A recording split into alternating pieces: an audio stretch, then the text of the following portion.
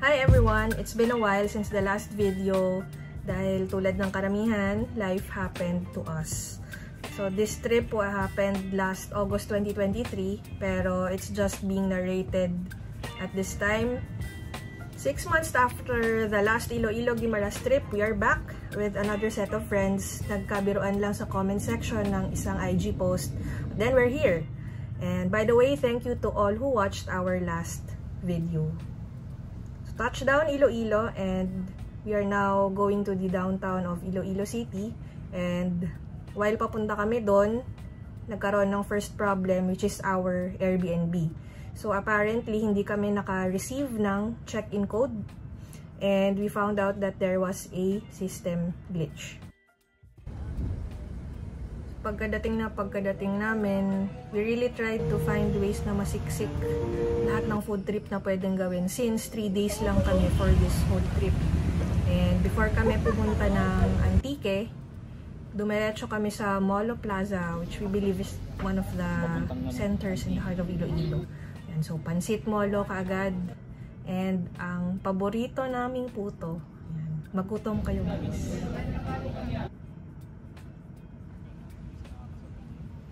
So we took a stroll around the plaza and the church as well. Palipas muna ng oras. So hindi pa kami nakontento. Siningit pa namin mag Roberto's bago sumakay ng van papuntang Antique. Actually, we don't advise it. Dahil super lagari, muntik kaming maiwan ng last trip sa van. But we made it and naabutan namin ang sunset in Kulasi. When we arrived at Kulasi, another surprise was that hindi namin naabutan ang last boat ride patawid ng Mararison Island. Supposedly, doon kami mag-stay overnight. So, kinontak namin yung owner ng place.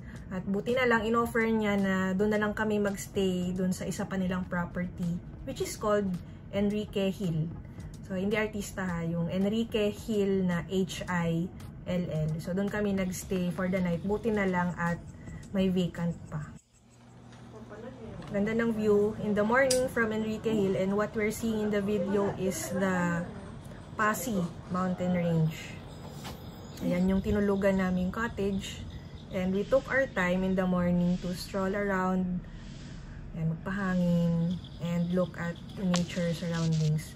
So dahil nasa gitna siya, on the other side is the mountain range, and on the other side we see yung dagat at yung side ng Mararison Island. And parang VIP kami dito. If you look at our breakfast spot, diba, special yun. At yan, yung bill namin, mura lang naman.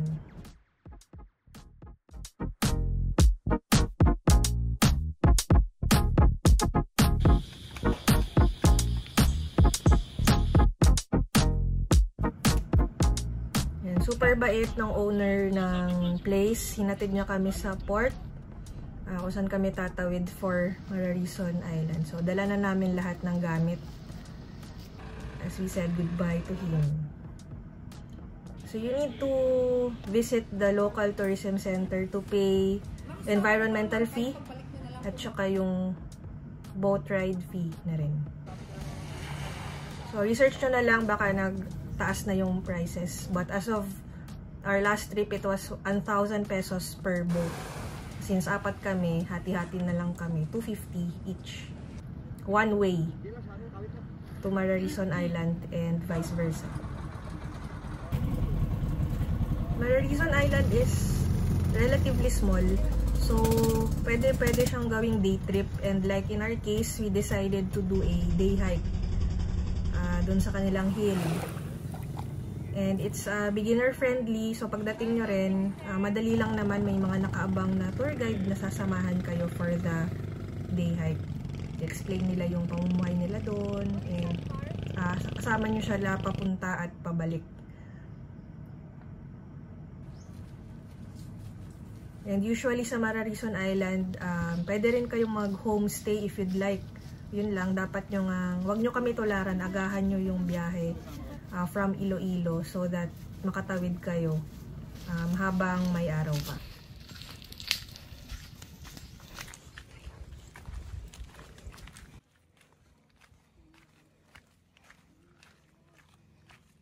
We got to see some unique plants, like ito yung pitcher plant in the flesh. Hindi na lang siya pang book. And if you can see the view, and if you have researched online, Mararison Island is often called the Batanes of the South. Kasi kamukha niya yung Marlborough Hills sa Batanes. Ang dami nyo nang napag-usapan sa life. When we visited, kaka-recover lang ng mundo from the pandemic, and the locals were very happy kasi tourism is one of their main sources of income. Tapos parang may queuing system sila kung sino yung mag-entertain ng mga bisita. And that time, ilan din sila nag-aabang talaga ng tourists.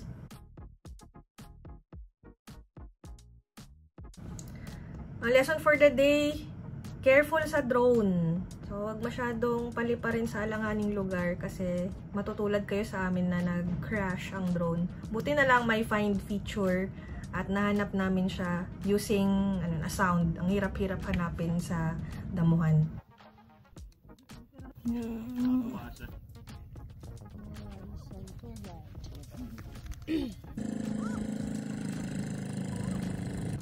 At the end of the trail, pag pababa na kayo sa other side, merong mini cave na pwedeng silipin and pwede ring maligo sa dagat, no? Sa likod to ng island.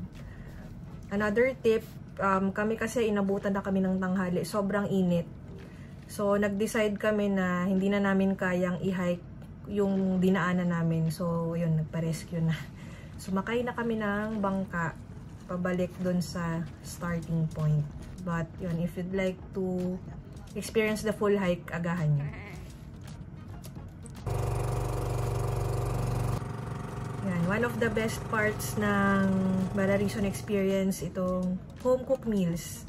So, i-offer ng mga locals yung mga preskong huling isda, super mura, lapu-lapu, at iba-iba pang isda. And the amazing race continues. Ang next agenda namin ay ang Kawa-Kawa Bath. And so, nag-DIY lang kami. Sumakay ulit ng van, ng habal-habal. Going to Camp Poly. Again, PS, super lagari yung ginawa namin. Kaya nagmadali rin kami. Mga inorasan namin, dapat mga 1 hour lang kami dito sa river, tsaka sa Kawa-Kawa kasi yun, hahabulin ulit naman namin yung trip from Antique to Iloilo. Hindi kasi pwedeng gabihin. So, trivia in case you did not know, Kawa-Kawa Bath originated sa Antique. So, kinopya na yung concept sa iba't ibang lugar pero dito talaga nanggaling. So, legit siya kasi in some other places, yung mas commercial, more on flowers na yung nilalagay. But yung ina-experience namin dito, yung talagang urban. So, iba't ibang klase ng dahon, yung iba hindi na nga namin alam. So, you had to ask kung ano yung mga yun. Tapos, ang ginawa namin, tsaka yung advice din is pigain yung mga dahon para lumabas yung mga amoy niya, tsaka yung mga, I don't know, the magical powers.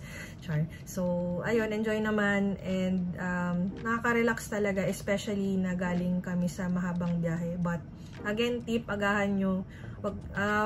Kung trip nyo yung ginawa naming super squeezed in yung itinerary, okay naman. But, for sure, like us, mabibitin kayo kasi pinili talaga namin na 1 hour lang magstay dito para hindi kami maiwan sa bus pabalik sa Iloilo.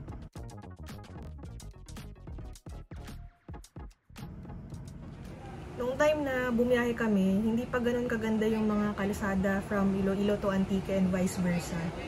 So, ngingiti-ngiti lang kami dyan, pero my God, narinig nyo yan. So, yung nasakyan naming bus is non-air at medyo luma pa. So, sobrang ingay ng bintana. As in. Tapos, lubak-lubak yung kalsada. So, I think for good few hours, parusa talaga. Ayan, bumalik lang kami where we started. So, back to Molo Plaza, Molo Church. This time naman gabi. Ayan, hanap na rin kami ng makakainan since super pagod. Almost 6 hours no, from Antique to Iloilo. Yung original Airbnb namin was in Haro, and then we chose a new one which is in La Paz. And it is more strategic kasi mas malapit siya sa public market at yung iba-iba rin yung mga points of interest. First stop namin, La Paz Public Market, but during the time of filming, ongoing renovation pa. Netong's La Paz Patchoy. Ayan, binanatan ulit kagad ang putot. Ayan, videos you can smell. Videos you can feel sa ugat nyo, o diba? Ramdam nyo na ba yung taba?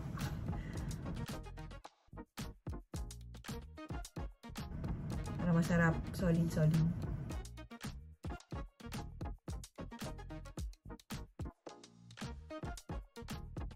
Sa tapat ng Netong's naman, we can find the famous Madge Cafe, kung saan naka-display yung mga personalized mugs ng mga soaking customers nila. Dahil busog na kami sa aming very heavy breakfast, ayan, papunta na kami sa Guimaras. So, sa mga hindi pa nakapunta dito, Iloilo to Guimaras is very near to each other. Parang 15 minutes boat ride lang one way. And vice versa. At normal commute sa mga tao yung araw-araw tumatawid sa dalawang lugar na yun.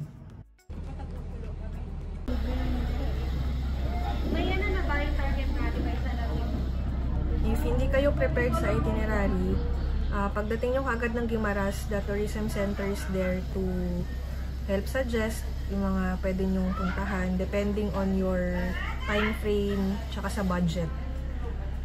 So in our case, nag-rent kami pakyaw kami ng tricycle. That's 1,000 pesos for the 4 of us. Pero kung if you're a bigger group, may option naman kayo mag-rent ng van or multicab.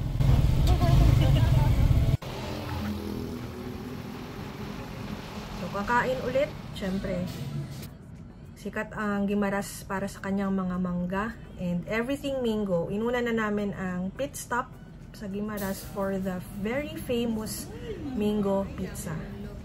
Parang mixed reaction yata kami dito kung masarap ba or okay lang or gutom lang kami, but worth trying. So if you're in Guimaras, you should really visit Pit Stop.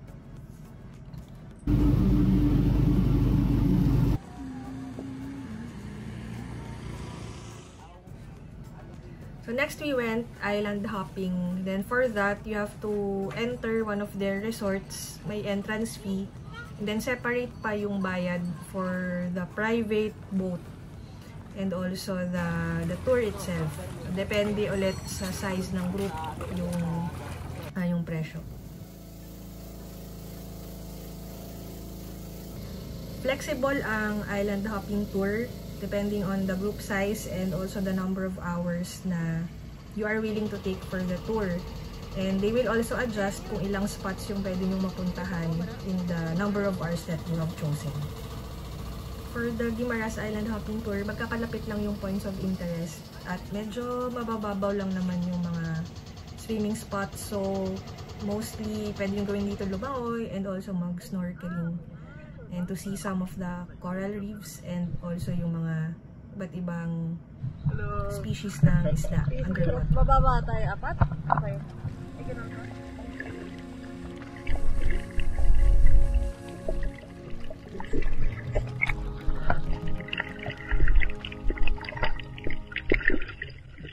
And that ends our one-day trip to Guimaras at pabalik na kami ng Iloilo for our last day of this 72-hour Antique Guimaras Iloilo adventure.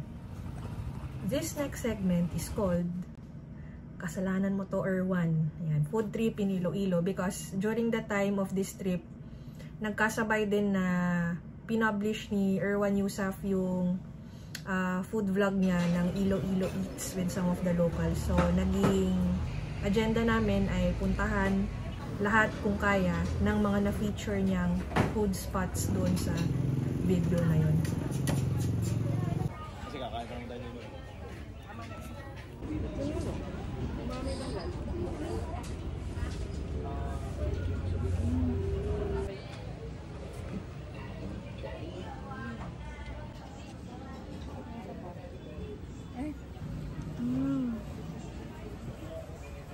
Dami.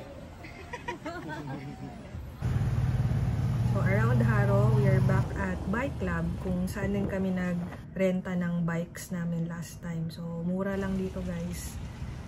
And you can just find them on Facebook. Responsive naman sila.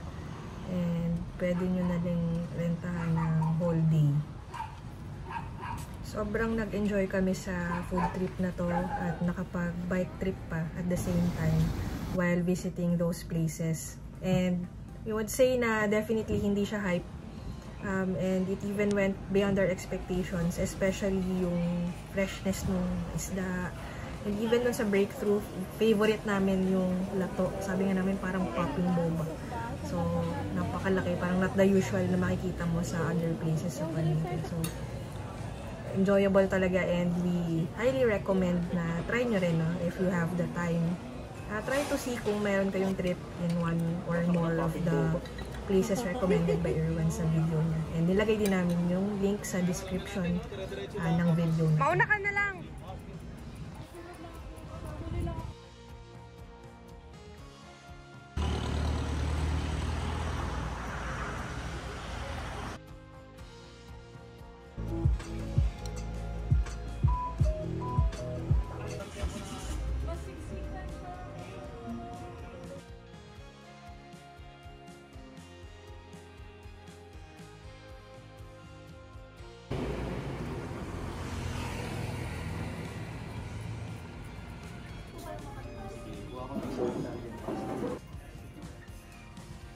Go ahead. Lalo na yung mga hilig niya sa kotse. Parang mas na-appreciate yung ano niya. Wow. Vertical farm. Ano yun? Thank you for recommending the Oyster House.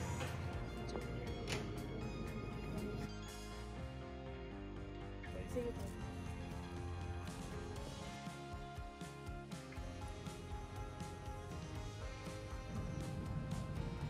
Sobrang bilis na dumaan yung 72 hours namin sa Antique Guimaras, Iloilo. At it's time to go home. At tinry pa rin namin sumingit ng one last batchoy. No, nilakad lang naman namin from the Airbnb yung public market. And for one last meal before we go to the airport.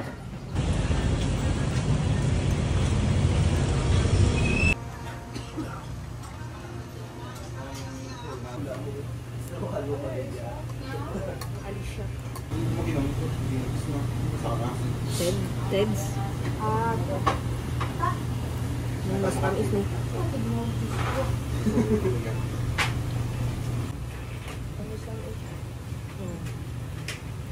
The last time we visited Iloilo nung February 2023, so around 6 months prior this trip, we mentioned in the last video na we saw they are aiming to be one of the top 3 highly urbanized cities in the Philippines. And nung pagbalik namin this time, nakita namin yung mga efforts ng government to actually make that happen. So in fact, number 1 is the renovation of La Paz Public Market. And hindi lang pala yun, a lot of the structures around sa simbahan, sa mga plaza, lahat din-develop. And even yung mga bike lanes na which encourages micro-mobility rin, no? Na hindi tayo dependent on private vehicles lang. And it's really inspiring to see na the city has this aspiration. And sana other cities also and follow suit yung example ng Iloilo. So as a closing note, again, this video naman is about an Agi trip. So Antique Guimaras, Iloilo in 72 hours or 3 days. So yung verdict namin, is it worth it? Yes. Uulitin ba namin? Maybe not. So enjoy naman siya. May enjoyable aspect naman yung parang amazing race kasi exciting siya, naghahabol kayo.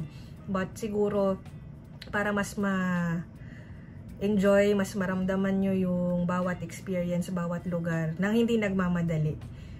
Baka it's better na to choose one destination lang for 3 days. And then that will give you a reason to actually go back.